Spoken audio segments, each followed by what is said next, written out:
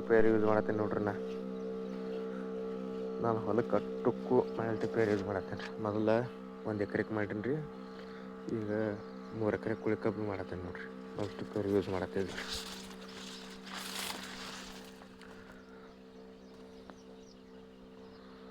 ಕುಳಿ ಕಬ್ಬು ಐತೆ ನೋಡ್ರಿ, ಅದು ಯೂಸ್ ಮಾಡತ್ತೇವೆ. SNK 3ನೇ ಕುಳಿ. ಈ ಕಬ್ಬಿಗೆ ನಾನು ಮಲ್ಟಿಪೇರ್ ಯೂಸ್ ಮಾಡತ್ತೇನೆ ನೋಡಿರಿ. ಚಲೋ ಐತೆ ರೀ, ಮಲ್ಟಿಪೇರ್ ಯೂಸ್ ಮಾಡ್ತೇವೆ ಬರೀ ಈ ಥರ ಐತೆ ನೋಡಿರಿ.